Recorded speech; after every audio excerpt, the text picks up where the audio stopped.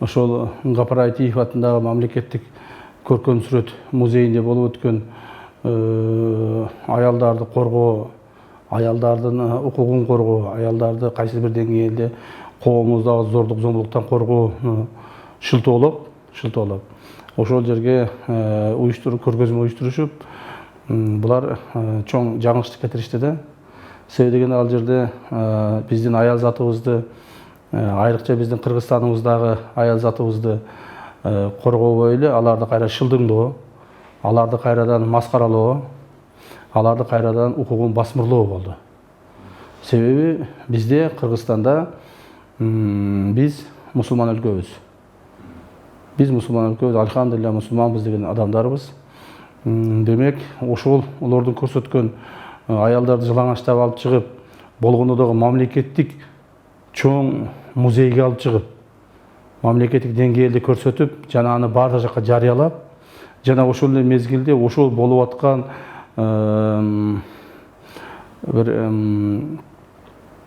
өтө жаман мындай шылдың маселени көптөгөн мамлекеттик ишмерлер, чоң кызматта иштеп жүргөн адамдар,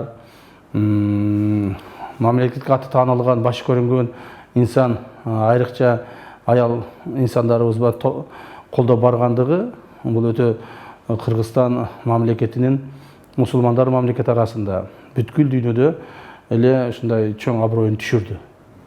Бул мамлекеттик деңгээлде өтө чоң шылдың иш болду. Муну кээ бирлер ойлоп калышы мүмкүн, бир көргөзмө эле эмне көп ушунчалык дүрбөлөң кылды деп. Эки аял жылаңач чыкса эле эмне болот экен деп.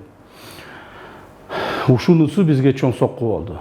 Биз ар бир мусулман калк, Кыргызстанда жашаган атуулдар ошого каршы чыгышыбыз керек. Себеби дегенде биздин каада салтыбыз, кыргыздын каада салты, кыргыздын тарыхы, кыргыздын келечеги мындай терс көрүнүштөргө эч качан байланбаш керек. Эгерде биз буларга азыркы күндө унчукпай кое турган болсок, азыркы күндө буларга биз көз жумду мамиле кыла турган болсок, бул нерсе биринчиден коомубузда көбөйүшү мүмкүн дагы, экинчиден эртеңки биздин мамлекетибиздин келечегин бөдөмүк кылып коюшу мүмкүн. Мамлекеттин келечеги бул эмне? Мамлекеттин келечеги бул эл. Ошол мамлекетте жашаган тамырлуу эл. Биздин тамырыбызды кыркып коюшу мүмкүн. Ошондуктан мен ар бир эле кыргыз атуулун, кыргыздын мекенчил жигиттерин, мекенчил адамдарын баарын чакырып кетер элем. Бул нерсеге каршы турушубузга. Ошол жерде Орозо Отунбаеванын жүргөнү жана ошол көргөзмөнү, аялдарды жылаңачтоо көргөзмөсүн колдогондугу өтө бул шермендечилик. Себеби бул Роза Исаковна кайсыл бир деңгээлде мамлекеттик чоң ишмер. Мамлекеттик чоң ишмерлердин катарында жүргөн киши. Кечеги кылган өзүнүн жумушу менен ал коомубуздагы эң бир төмөн адамдардын катарына кирип калышы мүмкүн. Кыргыз элим, урматтуу кыргыз калкым, мен ушул маселеге ар бириңиз өтө олуттуу карашыңыздарды карайт элем. Бул бир саясаттын иши эмес. Бул бир партиянын же бир региондун иши эмес. Бул кыргыз мамлекетинин, кыргыз элинин, кыргыз калкынын тагдыры, эртеңки келечеги, бала чакабыздын келечеги, эртең кыргыз мамлекетинин болушунун, болбошунун келечеги болуп турат.